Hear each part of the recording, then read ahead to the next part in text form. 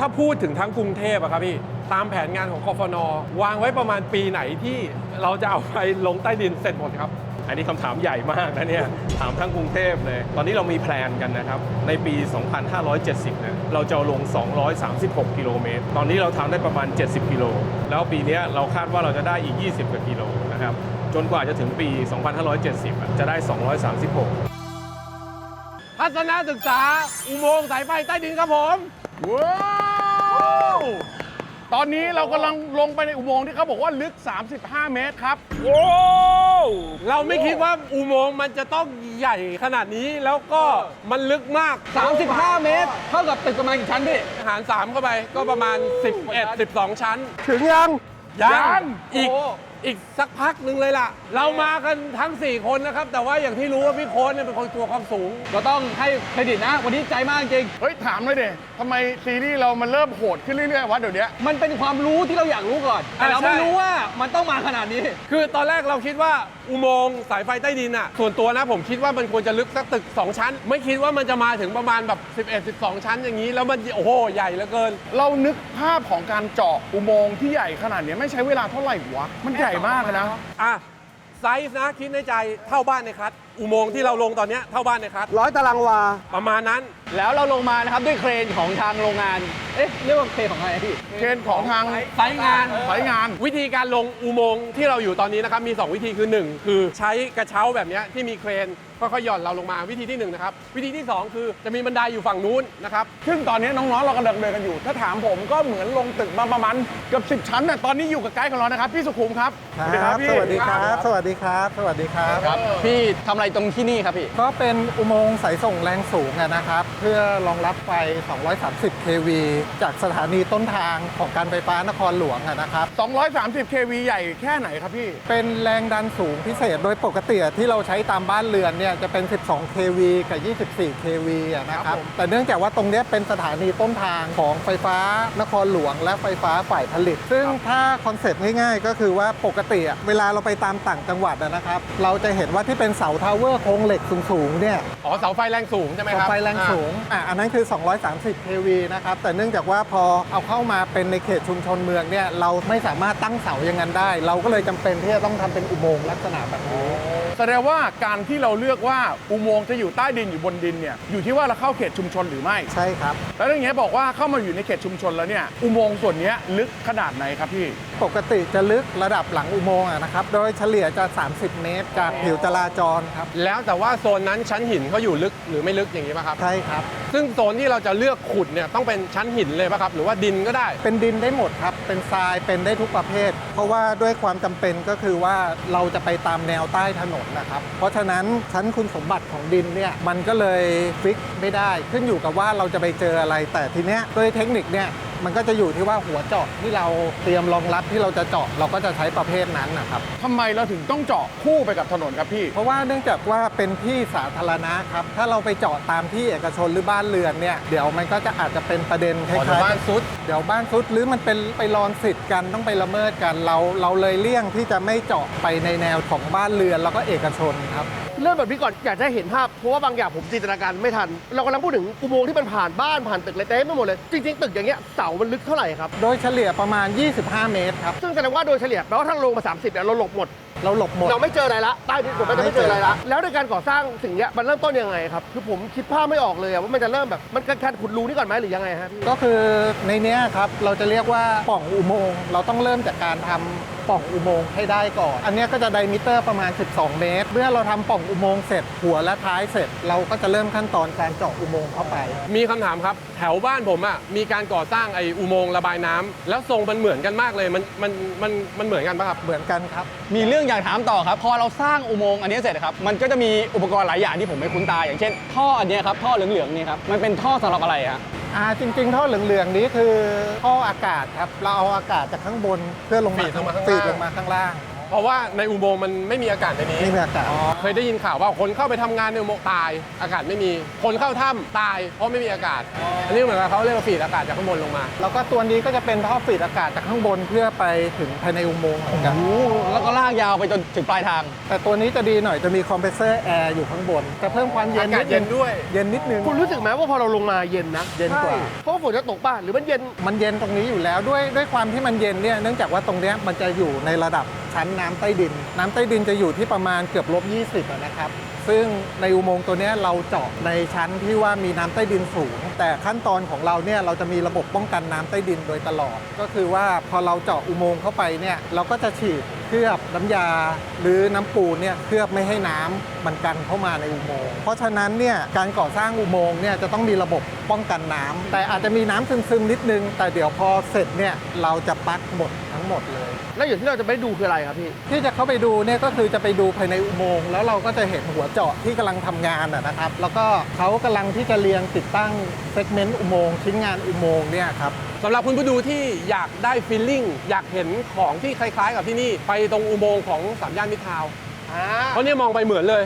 มันคือเหมือนกันเลยป่ะครับ จริงๆ ลักษณะการก่อสร้างของ3ย่านมิตรทาวน์เนี่ยกับที่นี่ประเภทเดียวกันลักษณะเดียวกัน แล้วอุโมงค์นี่เราเข้าไปยังไงครับ เดี๋ยวเรามีรถไฟพาเข้าไปครับ อ๋ออันนี้เหรอครับ เนี่ยครับรถไฟพอดีรถไฟคำนี้เราถอยมาใหม่ แต่เนื่องจากว่ามันใช้งานไปสัก8 ปีมันเลยมีสภาพแบบนี้ แต่ความแรงของมันยังได้อยู่ เฮ้ย โอเค เหมือนเหมืองทองเลยอ่ะ คนที่จะทำในสายงานก็คือจะใช้รถตัวนี้ จะใช้ตัวนี้แล้วก็พอเราจะขนส่งเนี่ยครับเราก็จะเปลี่ยนตัวเนี้ยเป็นขนส่งระบายดินขนเซกเมนต์ เข้าใจแล้ว คือเราเปลี่ยนไอ้หัวได้เหมือนเดิม แต่เราแค่เปลี่ยนสิ่งเนี้ยเราก็สามารถจะเปลี่ยนเป็นขนส่งได้ ขนคนได้ ใช่ครับ แจ๋วครับพี่ และนี่คือกระเป๋ารถไฟ ใช่ครับ เดี๋ยว เขาจะมีตั๋วอันนี้จะเป็นทีมงานอุโมงค์ครับ เฮ้ย ดูแลครับดูแลความปลอดภัยพวกเรา โทรโขงนี่คือเอาไว้บอกทางใช่ไหมไอ้บอกว่ารถมาอยู่ป่ะฮะ ใช่ครับ แล้วส่งสัญญาณเพราะว่าข้างในเนี้ยมันจะไม่มีสัญญาณโทรศัพท์ เอ้ยถ้างั้นถามนิดนึงได้ไหมครับ ตรงเนี้ยอยากรู้ว่าความยาวของอุโมงค์ทั้งหมดเส้นเนี้ยเท่าไหร่ฮะ อ๋อ ตัวนี้นะครับประมาณ 900 เมตรครับ 900 เมตร มีคนทำงานอยู่ใต้นี้ประมาณกี่คนครับ โดยปกติประมาณ 10-20 คน ข้างๆนี้คือปูนหมดเลยเหรอครับ ตรงช่วงโค้งอะครับมันจะเป็นเซกเมนต์เหล็ก แล้วพอเราจะดันเป็นเหล็กมาก่อน แล้วเราก็จะเอาปูนอัดเข้าไป แต่ถ้าเป็นช่วงทางตรงจะเป็นคอนกรีตอัดแรงทั้งหมด เข้ามาอยู่ในอย่างเงี้ยอันตรายของการก่อสร้างมีอะไรบ้างครับ จริงๆ จะมีสิ่งที่ต้องระวังมากกว่าครับ ก็คืออากาศถ่ายเทให้ได้ตามที่กฎหมายกำหนดนะครับ ครับ ซึ่งปกติตรงเนี้ยในแง่ของทีมงานเราก็จะมีทั้งเจ้าหน้าที่จปหรืออะไรพวกเนี้ยครับหรือเซฟตี้ที่คอยช่วยดูให้อยู่แล้วคือถ้าไม่ปลอดภัยเนี่ยเราจะไม่ให้คนลงมาทำงาน ซึ่งอุโมงค์เนี้ยไม่ใช่แค่ใช้เพื่อการสัญจรใช่ไหมครับ เวลาโครงการเสร็จแล้วจริงๆ ก็คือสายไฟก็จะร้อยอยู่ในนี้ ใช่ครับสายไฟร้อยอยู่ในนี้หมดเลยครับ ปกติเราเห็นเป็นทาวเวอร์เสาใหญ่ๆ ซึ่งพอเข้าเขตเมืองมันจะไม่เห็น เพราะมันจะอยู่ในอุโมงค์นี้หมด อย่างเงี้ยแสดงว่า1อุโมงค์เนี่ยในเนี้ยก็จะมีแต่สายไฟฟ้าอย่างเดียวเลย สายไฟฟ้าอย่างเดียวครับ นั่นก็คืองานของส่วนการไฟฟ้า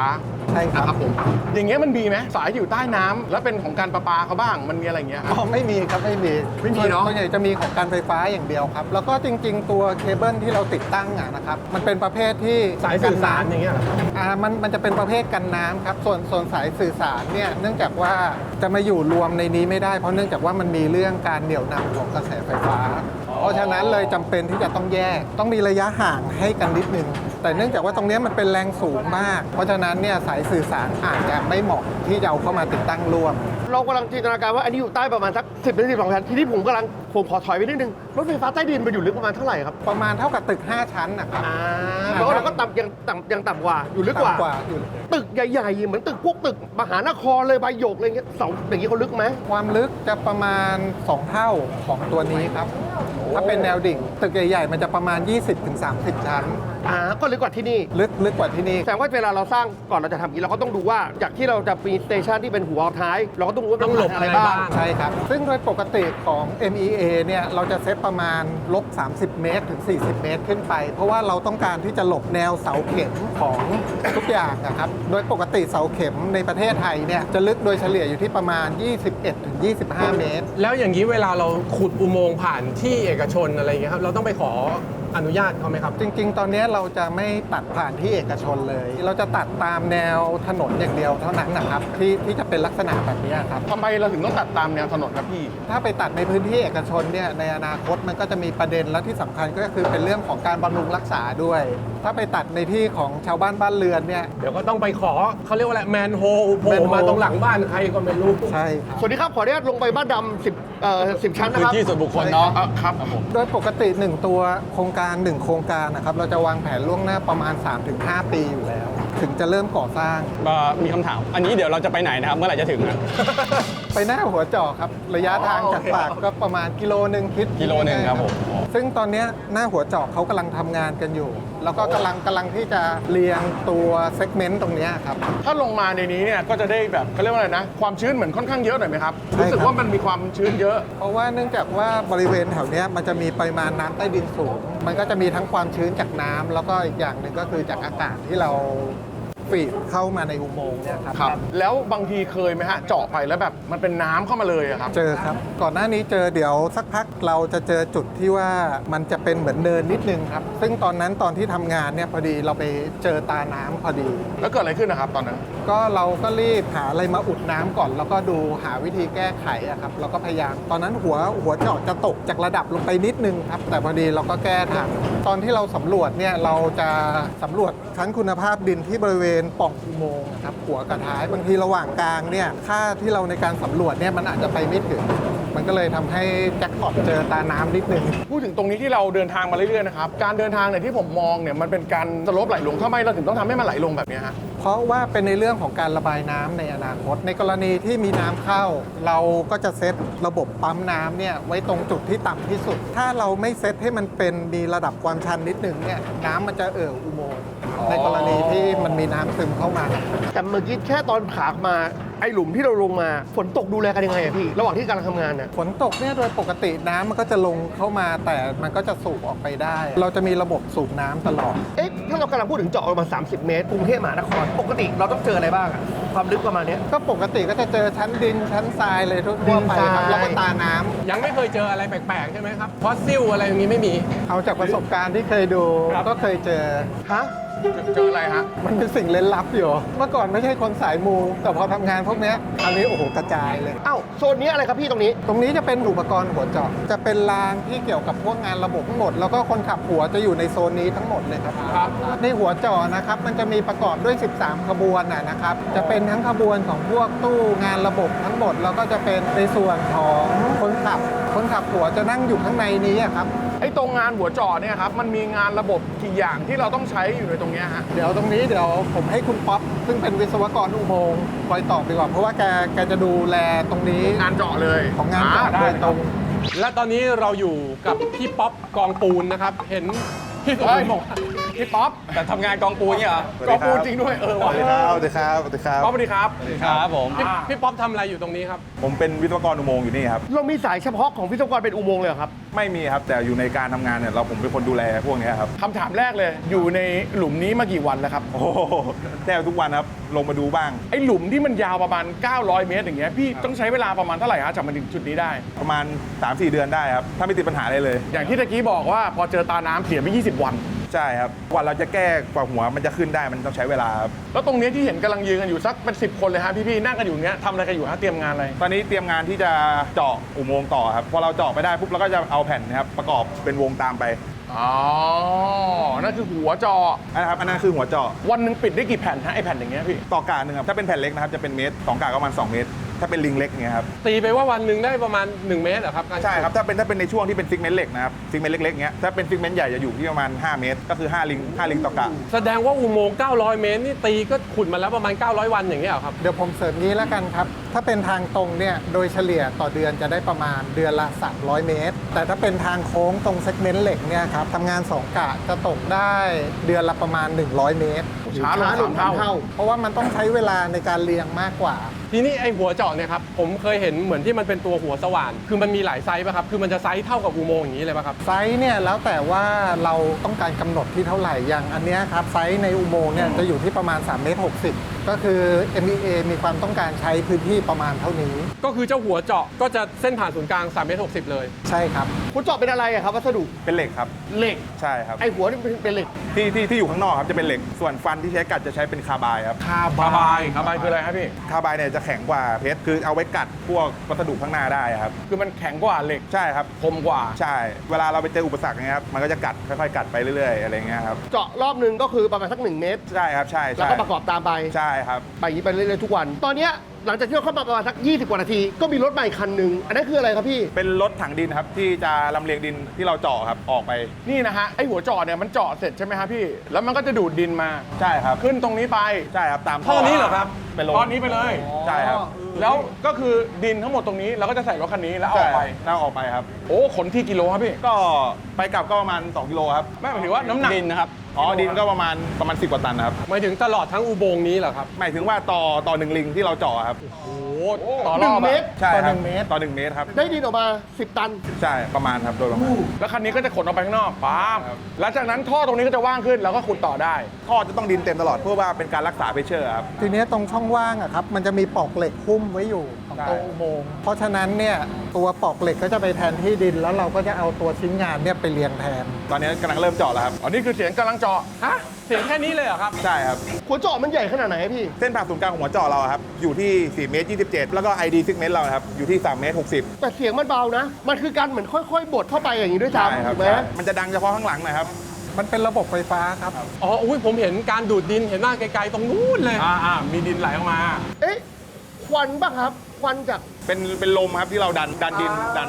นทรายออกมา ไอ้ตรงนั้นอะลมออกมาเนี่ยร้อนหรือเย็นครับ เป็นเย็นครับเย็นเป็นลมผสมน้ำครับที่เรายิงเข้าไปตรงที่โฮปเปอร์ครับเพื่อเป็นการใช้น้ำใช้ลมดันพัสดุออกมา ก็คือเราเพชเชอร์ความดันเนี่ยดันเข้าไปทางนี้ แล้วทางนั้นก็เจาะไป ใช่ครับ เสร็จแล้วก็จะมีตัวที่มันเป็นระบบปิดมาอยู่ตรงนี้เนี่ยก็คือเติมเพชเชอร์เข้าไปไหลออกมาทางนู้น ใช่เพื่อดันดินออกมาครับ ไอ้หนังที่คิดไว้นะ ว่าขุดปุ๊บเสียงดัง ควันระเบิดออกมามีโอ๊ยไม่มี ไม่มี เงียบ ครับไม่มีครับ ในทางวิศวะอุโมงค์ไม่มีอะไรเลย ไม่มี อย่างนี้แหละเขาอยู่กันแบบนี้จริง แล้วถ้าเราขุดเร็วขึ้นอย่างเงี้ยครับมันจะมีเสียงดังอะไรแบบนั้นไหมครับ ไม่ครับก็ลักษณะนี้แหละครับไปเสียงเนี้ยไปเรื่อยๆเลยครับ แสดงว่าเสียงดูดดินดังกว่าเสียงหัวเจาะครับ ใช่ เพราะเสียงที่เราได้ยินตอนเนี้ยคือเสียงดูดดิน ถูกต้อง เวลาจะขุดเข้าไปอย่างเงี้ยใช้เวลาประมาณเท่าไหร่ครับต่อ1 รอบ ต่อ1 รอบประมาณ45 นาทีครับ ก็คือตอนนี้เราต้องอยู่จนกระทั่งเนี่ยดินลงมาเรื่อยๆขุดไปเรื่อยๆ4-5 นาทีพอเสร็จปุ๊บดินก็ออก ใช่ครับ แสดงว่าพวกพี่ก็จะมีช็อตพักคือช็อตเอาดินออกไปข้างนอก ใช่คือเราก็จะพอเอาดินออกใช่ไหมครับก็จะเจาะขยับหรือว่าไม่เอาประกอบรอไว้อะครับมันจะวนลูปพอดีเลยครับ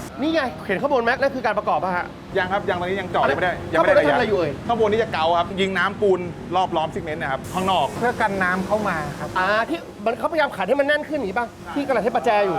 มันจะมีมีมในอินเทอร์เน็ตครับพี่ที่มันมีคนนั่งขุดอยู่คนหนึ่งแล้วก็อีกประมาณ4 คนยืนดูเนี่ยฮะ ประมาณ4-5 คนยืนอยู่ ตรงนี้มีหน้าที่อะไรบ้างฮะ ก็ตรงนี้ครับก็จะมีทีมประกอบแผ่นซิกเมนต์นะครับแล้วก็มีคนเกา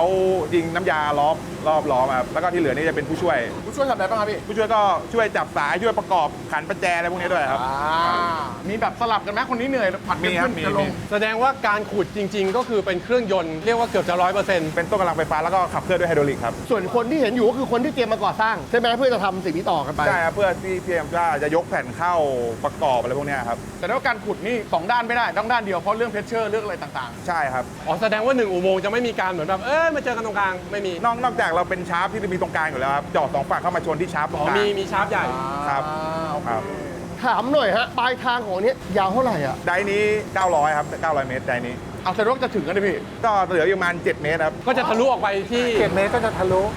ทะลุอะไรครับพี่ตรงนี้ ทะลุเป็นปล่องอุโมงค์อีกฝั่งหนึ่ง เหมือนแบบที่เราลงมา เห ค มือ รั น บ ที่เราลงมาแต่เป็นอีกฝั่งหนึ่ง ใช่ครับ เหลือแค่ 7 เมตร ตอนหัวออกก็จะเหมือนในหนังอะครับที่ว่าปึ๊บปึ๊บปึ๊บปึ๊บปึ๊บอยู่ เฮ้ยเดี๋ยวนะขอโน้ตไว้ดิตอนที่คลิปเราออนอ่ะมัน เดี๋ยว ทะลุยัง เดี๋ยวผมส่งให้ ส่งคลิปมานะครับ ได้ เดี๋ยว ครับ จะได้ให้คุณผู้ดูได้เห็นฟุตเทจตอนมันเหมือนหนังฮอลลีวูดไงมันต้องเห็นปลายทางไง ผมเคยเห็นใน YouTube โครงการอื่นหน้าต่างประเทศ คือพอหัวเจาะเนี่ยมันกำลังจะทะลุออกไปอ่ะเหมือนทีมงานอ่ะที่ยืนอยู่ตรงอุโมงค์ใหญ่อ่ะ คือตบมือดีใจเฮ้ยแต่แล้วเฮ้ย มันก็ต้องดีใจอ่ะเพราะอยู่มานานมากอ่ะ ใช่ครับ ใช่ไหม ก็จะลักษณะแบบนั้นนะครับ เวลาที่หัวเจาะออก เราเห็นคนที่ทำงานที่ดูชิลมากเลยจริงๆ ต้องฝึกกันนานไหมก่อนจะมาเป็นการทำงานด้านนี้ได้อ่ะ โอ้ยากครับ สมมติจะลงเลือกจะลงมาอยู่ตรงไซส์เนี้ยต้องผ่านอะไรมาบ้างอ่ะ ก็ส่วนมากพวกนี้เขาจะมีประสบการณ์มาจากที่ข้างนอกอยู่แล้วอะ ไซส์อื่น ไซส์อื่นด้วยครับ อันนี้ใช้คนยกเลยเหรอฮะ ไม่ครับเราจะมีลอกยกครับ มันหนักประมาณเท่าไหร่ครับ ถ้าเป็นแผ่นเล็กนะครับประมาณ 200-300 กิโลครับ เขามีการวัดกันอีกรอบนะ เวลาเราเลือกแผ่นที่ว่าจะประกอบคีย์ไหนเป็นคีย์ไหนอะครับ ถ้าผมดูไม่ผิดผมเห็นว่าไอ้แผ่นประกอบมันไม่เท่ากันด้วยนะ ใช่ครับเป็นเตเปอร์ครับ เหมือนจะมีบางแผ่นที่มีความโค้งหัวแบบบางแผ่นจะเอียงอะไรอย่างเงี้ยทำไมอะฮะ มันเป็นเรื่องของการยึดครับ แล้วก็เวลาต่อให้นึกถึงว่าต่อจิ๊กซอว์แล้วก็ทีเนี้ยเหตุผลที่ขนาดมันไม่เท่ากัน เพราะว่าแต่ละจุดยึดมันมีหน้าที่ของมันต่างกัน เพราะฉะนั้นการออกแบบมันเลยเป็นคนละขนาดกัน ก็อาจจะมีช่องว่างได้นิดหน่อย สมมุติมันเป็นทางโค้งเราอาจจะเลือกชิ้นที่มันแบบหัวมันเอียงลงมาอย่างนี้นิดหน่อยแล้วเราก็เอาสปูนโป๊ไปเกาแทนเพิ่ม ใช่ครับ ชิ้นส่วนพวกเนี้ยครับเราแคสมาจากที่บริษัทอย่างเงี้ยเหรอครับ จะหล่อผลิตที่โรงงานครับคำนวณมาหมดแล้วแล้วก็จะมีการทดสอบว่ามันรับน้ำหนักและแรงต่างๆ ได้ตามที่คำนวณหรือเปล่า เมื่อ QC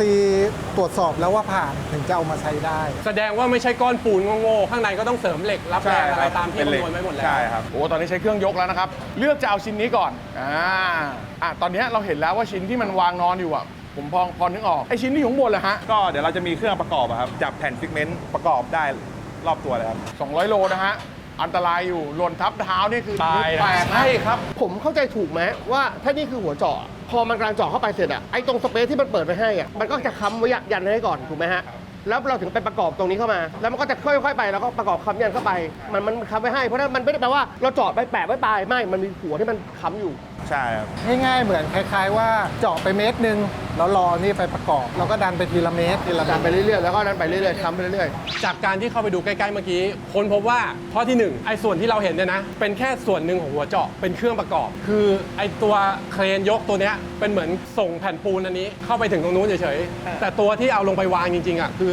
อไอ้เครื่องที่อยู่ข้างใน ๆก็ นั้น คือหัวเจาะ จะเรียกว่าหัวเจาะก็ไม่ใช่เพราะหัวเจาะมันใหญ่กว่านี้ ใช่มันคือเป็นอุปกรณ์ มันเป็นส่วนหนึ่งอะ ที่ทำหลายๆอย่างด้วยอะทั้งใช้ในการก่อสร้างประกอบด้วยอะแจ๋วมากเลย เดี๋ยวจะสลับไปขึ้นรถ ครับ เพราะเดี๋ยวดินเป็นจะสวนกลับมาครับ ใช่ครับ เราก็จะไปทริปนี้ ครับ ขอบคุณพี่ต้อมนะครับ ครับ ขอบคุณครับ ขอบคุณครับ ขอบคุณทุกคนนะครับ ลาก่อนนะครับ ขอบคุณทีมงานครับ ยอดเยี่ยมครับพวกคุณ ยอดเยี่ยม ไอ มาก เป็ดมาด้วยกันคุณผู้ดูครับเมื่อกี้คืออุโมงค์ที่กำลังสร้างกันอยู่ แต่ด้านหลังเราตอนเนี้ยเป็นอีกอุโมงค์หนึ่งซึ่งมันเชื่อมต่อกันไหมครับพี่ ที่นี่ไม่เชื่อมกับที่นู่นครับ เป็นเฉพาะของที่นี่เลย แต่เป็นลักษณะหลังจากสร้างเสร็จแล้วที่นู่นก็จะลักษณะหน้าตาแบบนี้ เป็นอุโมงค์เหมือนกัน แนะนำคนนี้ก่อนไหม ชื่อพี่อะไรครับ ครับผมเทิดนรินทร์ทองลีนะครับ เป็นผู้ช่วยหัวหน้าแผนกรักษาสายส่งใต้ดินหนึ่งฝ่ายบำรุงรักษาระบบไฟฟ้าครับ พี่ เรียกพี่เทิดก็ได้ ชื่ออะไรครับพี่ ชื่อเทิดครับ พี่เทิดเรียกพี่เทิดแล้วกัน เอาจริงๆนะอย่างแรกเลย จากที่ย้ายโลมาเนี่ย ไอโลที่ไม่ได้ก่อสร้างเสียงดังกว่าไอโลก่อสร้าง ใช่ครับ เพราะว่าเสียงที่ดังเนี่ยมาจากเสียงพัดลม ที่เรายืนอยู่เนี่ยถ้าเราไม่เปิดพัดลมเราจะ หายใจไม่ออก ใช่ครับ มันจะเป็นเรื่องของการระบายโฟลว์อากาศ ให้มันโฟลว์ให้เราอยู่ได้ในที่อับอากาศ ตะกี้เหมือนเราใช้วิธีการเดินบันไดลงมานะฮะ ใช่ครับ ความลึกมากเหมือนกันตรงนี้ประมาณเหมือนตึกสัก 8 ชั้นได้ไหมฮะ ตอนเนี้ย 10 ชั้ ถ้าเราดูอุโมงค์นี้วงกลมนะครับ เซนเตอร์อุโมงค์เนี่ยจะอยู่ที่ 32 เมตร จากพื้น ดินลง ครับ มา ผม ก็พอๆกับเจ้าอุโมงค์ใหญ่ที่เราไปดูเมื่อกี้ ใช่ ใช่ครับ แต่ถ้าเกิดบอกว่าจากที่เรายืนอยู่นี่ลงไปข้างล่างเนี่ยโครงสร้างของเราลึกถึง 48 เมตร โอ้ อ๋อ ด้านใต้ เพราะมันต้องมี เหรฮะ มีกับเป็นโครงสร้าง เป็นฐานราก ฐานรากใช่ครับ โอเค คอนเซปต์ก็ยังเหมือนเดิมยังมีไอ้ล้างนี่อยู่ฮะ ครับเป็นรางรถไฟสำหรับการก่อสร้างเอาเครื่องมือเข้าไปทำงาน การแมนเทนแนนซ์ในอนาคต เราก็ต้องใช้นี่ในการลำเลียงเอาคนเดินไปเนี่ยมันก็เหนื่อย แล้วก็ทำให้การทำงานเนี่ยลำบาก ถ้าเกิดมีรางเราก็ช่วยในการที่เราจะบำรุงรักษาก็ดีก่อสร้างใหม่ก็ดีทำได้ง่ายขึ้น ซึ่งเรามีรถไฟฟ้า นี่ ขึ้นไปกับราง เตรียมไว้แล้วครับ แต่ว่าต้องบอกว่าอุโมงค์ตัวนี้เพิ่งสร้างเสร็จแล้วก็อยู่ในขั้นตอนการติดตั้งสาย สายที่เราเห็นนี่ยังไม่ได้จ่ายไฟนะกำลังเตรียมที่จะติดตั้งแล้วจะจ่ายไฟ คือตอนนี้ที่กำลังสงสัยคือมองด้วยตาเปล่าเลยนะ เหมือนเป็นแหลกที่วางสายไฟอยู่ ซึ่งตอนนี้มันวางอยู่แค่ชั้นบนสุดชั้นเดียว ยังเหลือตรง อี นี้ กหลายชั้นเลย ใช่ครับ ใช่ อธิบายอย่างนี้ว่าชุดเนี้ยเราเรียกว่า 1 วงจร เขาเรียกว่าตัวนี้เป็นสายส่งไฟฟ้าแรงสูง 69,000 โวลต์ ถ้าเรานับวงจรนี่ 1 2 3 4 5 6 6 วงจร แล้วเรามีอุโมงค์อีกชั้นหนึ่งที่อยู่ด้านบนเป็นอุโมงค์ B อันนั้นจะได้อีก 4 วงจร รวมแล้วจ่ายสายส่งได้ 10 วงจร ซึ่งถ้าเจ้าระบบนี้เดินเมื่อไหร่ก็อาจจะได้กว้างกว่านั้นอีกป่ะครับ ระบบนี้เดินเมื่อไหร่รองรับของเก่าได้เท่าเดิม แล้วก็รองรับอนาคตที่จะเกิดขึ้นใหม่ได้ด้วย อันเดิมเราบอกว่า 540 อนาคตอีก 700 ก็รับได้ หรือจะเป็น1,000 กว่าก็ยังรับได้อยู่ ทีนี้เมื่อกี้เราพูดถึงสายข้างบนนับ แต่ผมเห็นสายข้างล่างนี่คืออะไรครับ อันนี้คือเขาเรียกอีกระบบหนึ่งเมื่อกี้ผมบอกว่าอันนี้คือระบบส่งข้างล่างเนี่ยเป็นระบบสายป้อนสายป้อนก็คือออกจากสถานีไปจ่ายเป็นระบบ 24,000 โวลต์ก็เป็นอีกระบบหนึ่งตัวเนี้ยวิ่งจากสถานีไปสถานี แล้วจากสถานีด้านปลาย เช่น ตัวนี้วิ่งไปลุมพินีก็จะมีหม้อแปลงแปลงออกมาเป็น 24 แล้วจ่ายออกไปตามเสาแล้วเป็นหม้อแปลงไปจ่ายให้ชาวบ้าน แต่ไอตัวเนี้ยออกไป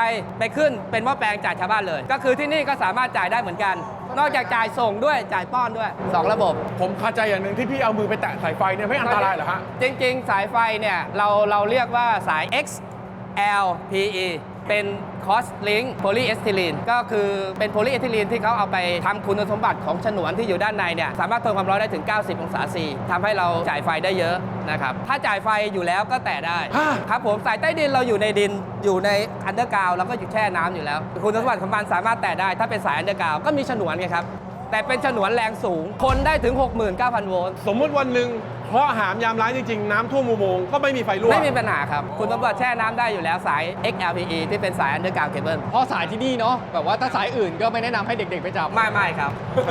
และสายนี้จริงๆ คุณสมบัติมันเป็นอย่างนั้น เรารู้อยู่แล้วว่ามันจ่ายอุปกรณ์อันตรายก็คือจ่ายไฟแรงสูง ถ้าไม่จำเป็นเราก็ ไม่ยุ่ง อยู่แล้วไม่แตะอยู่แล้ว เวลาเดินตามถนนกรุงเทพมหานครอ่ะสายนู้นสายนี้โยงไปหมดกลัวครับเวลาเราเดินตามถนนเราเจอสายต้องหลบอะไรบ้างอ่ะที่เราควรจะหลบอ่ะ ก็อันดับแรกก็อย่างเช่นสะพานลอย ก็มันจะมีสายแรงสูง สายที่อยู่บน ครับส่วนใหญ่จะเป็นสายป้อนอย่างนี้แหละที่ไปแล้วก็ไปขึ้น แล้วก็ไปเป็นสายอากาศอยู่บนสะพานลอย ก็จะอยู่ระดับที่ใกล้ๆกับเรา ตรงนั้นก็ควรจะหลีกเลี่ยง กับอีกอันนึงอ่ะผมชอบเดินผ่านหม้อแปลงบางอันแล้วผมจะได้เสียงงีอย่างเงี้ยอันนั้นคืออะไรครับ เป็นเสียงลอสของมันในการจ่ายไฟเรื่องระบบไฟฟ้าเนี่ยอุปกรณ์ไฟฟ้าต่างๆเนี่ยจะมีลอสมันที่เกิดขึ้น ก็จะ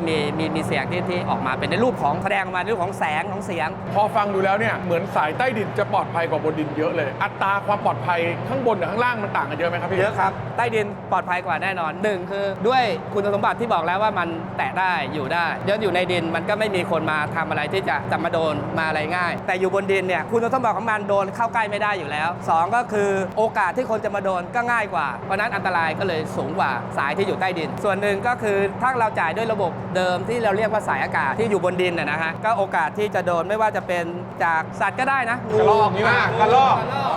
อะไรพวกเนี้ยก็เป็นอุปสรรคในการจ่ายไฟ งูเลื้อย เยอะมาก แล้ว ครับ งูเข้าด้วยเหรอครับ ค่อมสองเส้ ใช่ น ครับ อ๋อเหรอ งูเหลือมเนี่ยเราจับประจำเลย มันไม่ได้จับนะ หล่นลงมาประจำโดนไฟแล้วก็ระเบิดแล้วก็หล่นลงมาทำให้เรารู้ว่ามันขึ้นไปแล้วก็เป็นตัวสาเหตุที่ไปทำให้เกิดลายถูกกาวฟอสหรือว่าเกิดช็อตเซอร์กิตขึ้น นี่ ก็ไฟดับ คอนโดผมเคยนั่งอยู่กับลูกที่คอนโด ลูกบอกอุ๊ยกระรอกป้ากระรอกป้ากระรอกล่วงไฟดับทั้งคอนโดเห็นกับตาเลย ใช่ครับ ถ้าพูดถึงไทยเราอย่างเงี้ยพี่อัตราไฟฟ้าเราเสถียรกว่าประเทศอื่นไหมพี่ ถ้าในย่านของใกล้ๆบ้านเราเนี่ยตามที่ได้พบลูกค้ารายใหญ่ต่างๆ ก็มองว่าของเรานครหลวงแล้วก็ภูมิภาคเราจ่ายไฟอย่างเสถียรภาพดีกว่า การไฟดับยังไงก็น้อยกว่าที่อื่น โดยเฉพาะการไฟนครหลวง ถ้าเทียบสมัยเราเด็กๆ อย่างบ้านผมบางนาเนี่ยโอ้โหดับเป็นประเพณีเลยล่ะสมัยเด็กๆอ่ะแต่ตอนนี้ก็คือนิ่งไม่ค่อยดับเลย ด้วยรูปแบบการจ่ายด้วย สมัยก่อนเราก่อสร้างวงจรต่างๆ มันน้อย เช่นที่บอกเมื่อกี้สถานีหนึ่งใช่ไหมครับ เรามีเข้าวงจรที่ 1 วงจรที่ 2 บางที่มีวงจรที่ 3 ด้วย เพราะนั้นถ้าเกิดดับไป 1 หรือ 2 1 วงจรอีก 2 วงจรก็ยังจ่ายได้อยู่ จะเห็นว่าไฟแค่กระพริบแล้วก็กลับมาใหม่ ก็โยกไปใช้อีกฝั่งหนึ่งไอ้ฝั่งนั้นดับก็ดับไปก็ไปซ่อมไปแก้ไขให้กลับมาเร็วที่สุด แต่ไอ้2วงจรหรือวงจรเดียวที่เหลือต้องรับโหลดได้ เข้ามาแทรกเลยทันที ครับผม อ๋อเวลาอยู่บ้านแล้วอาการคือไฟกระพริบหรือไฟตกอ่ะ ใช่ครับ มันเกิดจาก1 ใน นับ 3 ไป 1 2 3 4ฉับมาอีกทีหนึง คือ1 ใน 3 ไปไอ้2 ตัวไปเสียบแทนถูกไหม ใช่ครับ แล้วเราใช้คอมพิวเตอร์หรืออะไรมาช่วยป่ะครับ มันมีระบบเขาเรียกว่า automatic function ในการสวิตชิ่งในการโยกระหว่างตอนเล็กจ่ายวงจรที่ 1 วงจรที่ 2 เป็นสแปร์อยู่ พอวงจรที่ 1 เกิดปัญหา ปึ้ง ดับไป นับเลย 1 2 3 ไอ้ตัวเนี้ยสับปุ้ง เอาตัวนี้จ่ายเลย ยังไม่ทันรู้เลยว่าไอ้นี่เกิดอะไรทิปไปก่อนเลยเอาตัวนี้จ่ายก่อนได้เลย อีกหนึ่งคำถามครับพี่เทิด ครับผม ไอสายป้อนเนี่ยที่วิ่งเข้าไปที่บ้านครับ เวลามันโผล่ขึ้นดินน่ะหน้าตามันเป็นยังไงครับ อย่างนี้ครับ ไม่ว่าจะสายป้อนหรือสายส่ง ที่เราเห็นวิ่งออกไปในอุโมงค์เนี่ย มันจะต้องมีจุดที่ออกจากอุโมงค์เพราะนั้นออกจากอุโมงค์ก็จะเป็นท่อออกนะครับแล้วท่อออกก็จะมีการก่อสร้างตัวดักแบงค์ที่เกิดเนี่ยด้วยวิธี 4 รูปแบบด้วยกันก็คือการโอเพนคัทก็คือขุดเปิดนะครับและการขุดเปิดก็คือขุดนะครับขุดแล้วก็เปิดถนนออกมา แล้วก็ทำท่อก่อสร้างท่อขึ้นไปแล้วก็ HDD ก็คือการมีเครื่องมือที่จะเจาะไปแล้วก็ไปดึงท่อกลับมาเป็นกลุ่มท่อ แล้วก็พอได้ท่อแล้วก็ลากสาย อันนี้ก็อีกวิธีหรือว่าวิธีปลายแจ็คกิ้งก็คือเหมือนกับดันท่อเป็นตัวดันแล้วก็ทำเป็นท่อออกมา แล้วก็ใส่แนวท่อที่จะลากสายเหตุที่ต้องเป็นอุโมงค์ทำไมไม่เป็นแค่เล็กๆไปเลย ก็รองรับอนาคตอีกเยอะแยะเลย ถ้าเกิดเราทำนี้เสร็จวันดีคืนดีไปขอขุดเพื่อสร้างวงจรหนึ่งไปขอขุดเพื่อสร้างวงจรหนึ่งมันก็ไม่เป็นผลดีกับการก่อสร้างกับวิถีชีวิตของคนที่สัญจรไปมา เราก็ตัดสินใจลงทุนทีเดียวทำไปเลยรองรับอนาคตส่วนไปทำแค่ปลายทางแค่เล็กๆน้อยๆก็กระทบกับประชาชนน้อยหน่อย แสดงว่าแต่ละสถานีก็จะไม่ใช่ว่าสมมติไอ้อุโมงค์เนี่ย 1.3 โล ครับ จู่ๆเอ๊ะขึ้นมาหน่อยนึงไม่ใช่ ไม่ใช่ มันเป็นแค่แต่ละหัวสถานีแล้วก็แยกออกไปอีกที ถูกต้องครับ เป็นจุดใหญ่ที่จะไปจ่ายออกอีกทีหนึง พี่เต้ยครับแล้วในกรุงเทพครับเวลาที่เขาจะเอาสายไฟลงเขาเลือกว่าจะเอาโซนไหนลงก่อนลงหลังเขาดูจากอะไรครับ การไฟฟ้านครหลวงก็จะมีส่วนหนึ่งที่มีการวางแผนปัจจุบันแผนอนาคตในการรับไฟต่างๆ พื้นที่สำคัญแบ่งปฏิชันว่าตัวไหนสำคัญมากสำคัญน้อย แล้วก็ที่สำคัญที่สุดดูงบประมาณที่จะทำการก่อสร้าง ซึ่งคนที่ตอบดีที่สุดน่าจะเป็นเบอร์หนึ่งของการไฟฟ้านครหลวงครับ นั่นก็คือ ผู้ว่าการ โอเคครับ ครับผม ไป เชิญเลยครับ ฮัลโหลพี่จอยบอกยังไงว่ามีสัญญาณตกลงมาทำไม คุยได้ไงอ่ะ มีนะข้างในมีสัญญาณ อ้าวหลอกเมียไม่ได้ และตอนนี้เราอยู่กับพี่วิราชครับพี่วิราชเป็นผู้ว่าการ การไฟฟ้านครหลวง ครับผมสวัสดีครับพี่ สวัสดีครับ สวัสดีครับ ส ส วั วั ส ส ดี ดี ค ค รั รับ บ โอ้วันนี้อยู่ในหนุ่มๆทั้งนั้นเลย รู้สึกเราแบบแก่ลงเยอะเลย ใช่ครับ โซนที่เราอยู่ตรงเนี้ยคืออะไรครับพี่วิราช ก็เป็นอุโมงค์จ่ายใต้ดินของเรานะครับ เป็นอุโมงค์ที่ส่งจ่ายไฟฟ้านะครับจากสถานีหนึ่งไปยังสถานีหนึ่งนะครับ เพื่อให้เกิดความมั่นคงเป็นเน็ตเวิร์กนะฮะของการไฟฟ้านครหลวงเนี่ยเราดีไซน์เป็นเน็ตเวิร์กก็จะมีโครงข่ายไฟฟ้าทั้งแรงดันสูงที่อยู่ข้างบนนะ69,000 โวลต์นะครับข้างล่างนี่ก็คือ 24,000 โวลต์นี่เป็นแรงดันกลาง ข้างบนนี่แรงดันสูง ที่จะบอกพวกเราว่า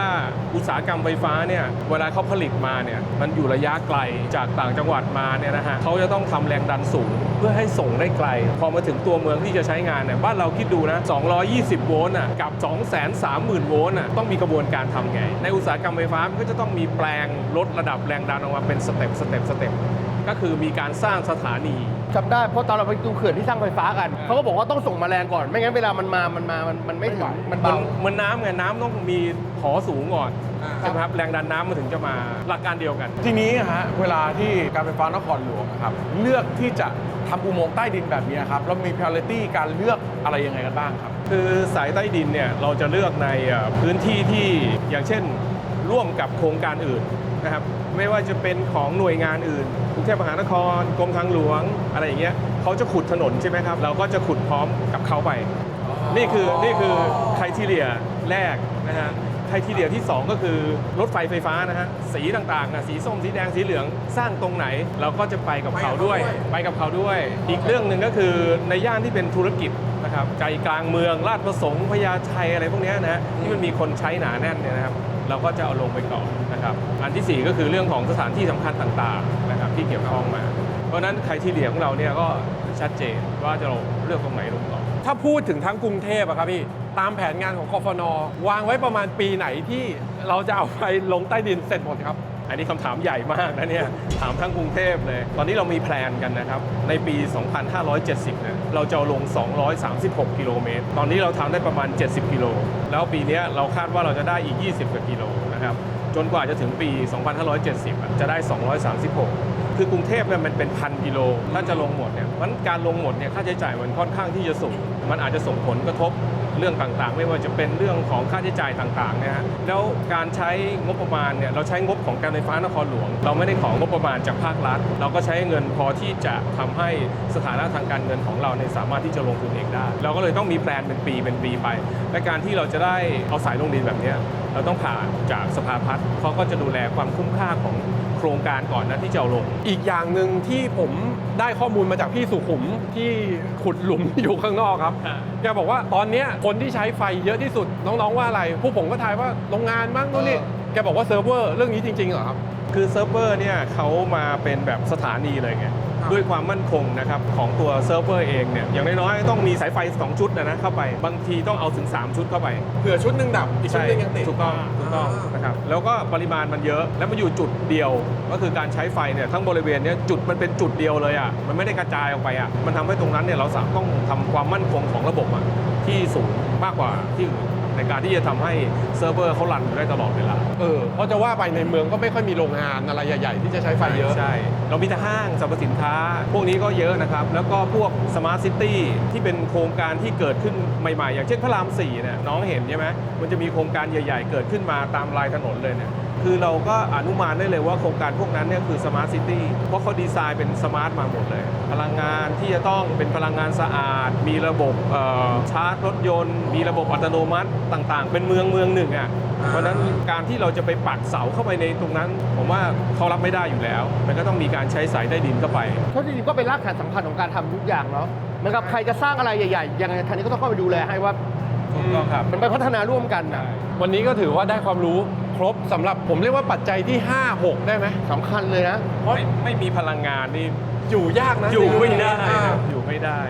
ยังไงก็ขอบคุณพี่วิลาศมากครับ ขอบคุณมากๆ ที่ ครับ อุตส่าห์มาตอบคำถามแปลกๆของเรา ไว้มีโครงการจับๆเดี๋ยวไว้จะไปดูอีก ยินดีครับยินดีครับ อ่า ยินดีครับยินดีครับพลังหนุ่มนี่สุดยอดจริงครับ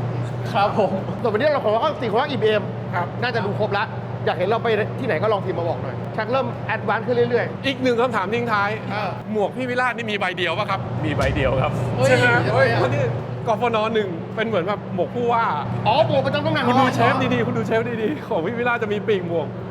ของเราจะเป็นหมวกแบบ มีใบเดียวครับ มาหาติ๊กเกอร์มาติดหน่อย อยากมีตำแหน่ง ไม่ได้ต้องสีเขียว อยากมีตำแหน่ง กฟน